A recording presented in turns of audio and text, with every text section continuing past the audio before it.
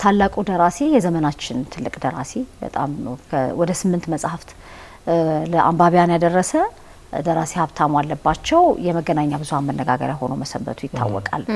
እንደውም ይሄን ሁሉ መጽሐፍ የጻፈ ሰው እንዴት ነው አንድ እንኳን ቃለ መጠይቅ የሌለው ሲባል የኤንቢሲ ኢትዮጵያን ቃለ መጠይቅ ከኤልዳ ጋር ያደረገውን ሰዎችም እያወጡት ማንነቱን ለማየት ሲረዱ ያየን ነበረ።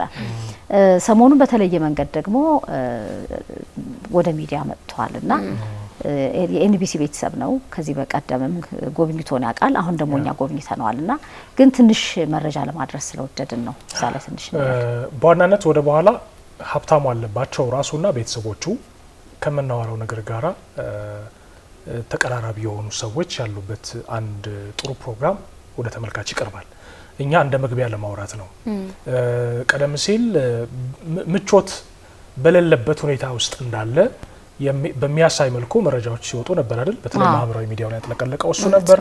ከዛ በኋላ ደግሞ በሚዲያ ቀርቦ ደህና እንደሆነ ሰው እንደጠበቀው እንዳልሆነ ጥሩ ሁኔታ ውስጥ እንደሚገኝ እሱ ራሱ ገልጾ ነበር። ስለዚህ ብዙ ሰው ያመነው ይሄንን ነው። ፋይናሊ እሱ ራሱ የገለጸው ስለ ራሱ ያወራው ግን ትክክል አይደለም እና በኋላም በፕሮግራም ዛሬ የምናሳያቸው ለተመልካቾች እሱን ነው። ምንድነው ይሄ ማለት? ሀብታሙ ከተማችን ውስጥ ባለ በአንድ የአእምሮ ሕክምና ማዕከል ውስጥ ነው ሕክምና እየተከታተለ ያለው። ምን ለማለት እንደፈለኩ መቼም ተመልካቹ ሞልቶ ይረዳዋል ሀሳቡን ብያምናለው። ስለዚህ ቀደም ሲል እሱ ደህና ነኝ ባለበት ልክ ደህና እንዳልሆነ፣ ጥሩ ሁኔታ ውስጥ ነኝ ባለበት ልክም እንደዛው እንዳልሆነ፣ ነገር ግን ከፍተኛ በሆነ ደረጃ የሚወዱትን ሰዎች ትኩረት እንደሚፈልግ በርግጥ በዙሪያው ብዙ ሰዎች እንዳሉ ሰምተናል። እሱን ደህና ነው ወደሚባል ደረጃ ለማምጣት ወደሚፈልጉት አይነት ሙድ ውስጥ እና የጤና ሙላት ውስጥ ለማምጣት ከፍተኛ ጥረት እያደረጉ ያሉ ቤተሰቦቹ የቅርቡ ሰዎች እንዳሉ ሰምተናል። ወደ በኋላም ያወራሉ እነሱ ራሱ። ነገር ግን የሀብታሙን ደህና መሆን የሀብታሙን ጥሩ ደረጃ ላይ መሆን የሚፈልግ ሰው ሊያግዘው እንደሚገባ እሱ በርግጥ ይሄንን እሱ አይናገርም። እንደዚሁኝ ያለው ከጎኔ ቆሞ ሚል አይነት ሰው አይደለም። ችግር የለውም ሲል ነው ስለነበረው። እጅግ የበዛ ትህትና ያለው አዋቂ ሰው ነው።